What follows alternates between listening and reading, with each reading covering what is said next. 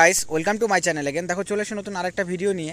তো আজকে এই ভিডিওটাতে আমরা মূলত আলোচনা করব যে বিষয়টা নিয়ে, সেটা হচ্ছে যে অঙ্গনওয়াড়ি এবং যে আশাকর্মীরা রয়েছেন সকলেই কিন্তু পেয়ে যেতে চলেছেন 10,000 টাকা করে। এখন কোশ্চেনটি রইল যে এই যে 10,000 টাকা করে পাওয়ার কথা বলা হচ্ছে, তো এই 10,000 টাকা কিসের এবং কবে থেকে পাওয়া হবে এবং এটার জন্য কর্মীদেরকে কী কী করতে হবে, ঠিক আছে, এবং এছাড়া কী কী ডকুমেন্টসগুলোকে লাগবে সেই ডকুমেন্টসগুলোকে আমরা কিন্তু এই ভিডিওতে তুলে ধরবো। তো অবশ্যই অঙ্গনওয়াড়ি আশাকর্মী হয়ে থাকলে ভিডিওটি শেষ পর্যন্ত দেখবে এবং দেখার পর নিজস্ব মতামত অবশ্যই জানাবে। আর যদি ভিডিওটা ভালো লাগে লাইক করবে, চ্যানেল নতুন থাকলে চ্যানেলটিকে সাবস্ক্রাইব করে রাখবে এরকম ভিডিওসগুলো সবার প্রথমে পাওয়ার জন্য।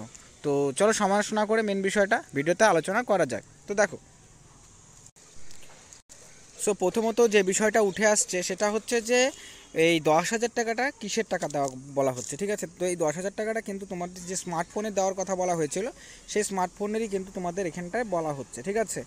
এখন এই যে স্মার্টফোনের জন্য তোমরা অলরেডি জানো এই বিষয়টা, যে প্রথমত 8,000 টাকা করে বলা হয়েছিল যে দেওয়া হবে, কিন্তু পরবর্তী সময় আমরা দেখতে পাই যে এই যে 8,000 টাকা করে, যেহেতু এখন কোনো স্মার্টফোন মানে করো তেমন স্মার্টফোন পাওয়া যাচ্ছে না যেটাতে মনে করো কর্মীদের কাজ করতে হবে, তো পরবর্তী সময় সেই প্রাইসটাকে সরকারিভাবে রিভাইজ করে দেওয়া হয়। রিভাইজ বলতে কি এখানটাতে বাড়িয়ে দেওয়া হয় এবং বাড়িয়ে কিন্তু সেই জায়গাতে 10,000 টাকা করে করা হয়, ঠিক আছে। এবং এই জায়গাটাতে আরেকটা মেন যে বিষয়টা বলা হয় সেটা হচ্ছে যে তোমাদের 5G অ্যানেবল হতে হবে, মানে যেই স্মার্টফোনটা নিতে হবে কর্মীদেরকে সেটা কিন্তু তোমাদের 5G অ্যানেবল হতে হবে, মানে 5G ফোনই নিতে হবে, ঠিক আছে। এই ক্ষেত্রে এই বিষয়টা ক্লিয়ার নেই যে 5G মানে তোমাদের যে ফোনটা সেই ফোনটা তোমাদেরকে দেওয়া হবে নাকি তোমাদেরকে টাকাটা দেওয়া হবে, ঠিক আছে। তো সেটারও আপডেটটা আমরা ভিডিওতে তোমাদের সাথে কিন্তু শেয়ার করব। তো দেখো, প্রথমত যে বিষয়টা বলছি যে এটা কিন্তু নভেম্বর মাস, তো নভেম্বর মাসে কিন্তু এটা নিয়ে এখনও পর্যন্ত কোনো আপডেট নেই যে নভেম্বর মাসে তোমাদেরকে এই টাকাটা দেওয়া হবে। তো এই ক্ষেত্রে কবে দেওয়া হতে পারে, তো দেখো তোমাদের এই স্মার্টফোনের টাকা পেতে পেতে সম্ভবত তোমাদের কিন্তু মার্চ মাস পর্যন্ত কিন্তু মানে ফেব্রুয়ারি মার্চ কিন্তু তোমাদের সময় লাগতে পারে, ঠিক আছে।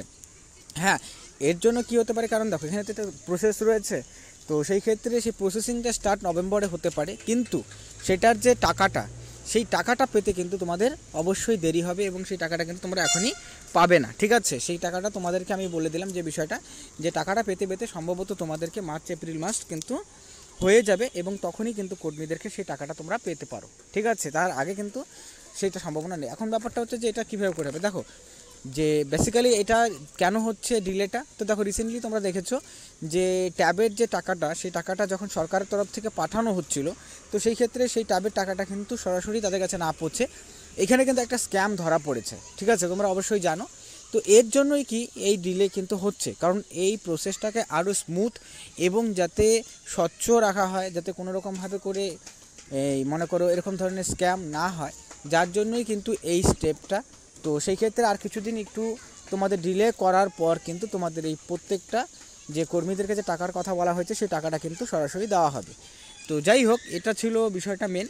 আর এই ক্ষেত্রে কি যাদের মনে করো আধার কার্ড ভোটার কার্ড এইগুলোও কিন্তু সাবমিট করতে লাগতে পারে, যেটা এখনও পর্যন্ত জানা যাচ্ছে, বাট সেটা নিয়ে এখনও পর্যন্ত ক্লিয়ারিটি আসেনি যে স্মার্টফোনের জন্য নতুন করে আবার কোনো রকম ফর্ম ফিল আপ করতে হবে নাকি, বা কোনো ফর্ম জমা করতে হবে নাকি, বা তার সেক্ষেত্রে ব্যাংকের অ্যাকাউন্টও মনে করো তোমার দিতে লাগতে পারে।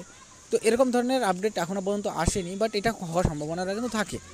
তো এই ক্ষেত্রে যদি তোমাদের আধার কার্ড ভোটার কার্ডে যদি কোনো রকম বা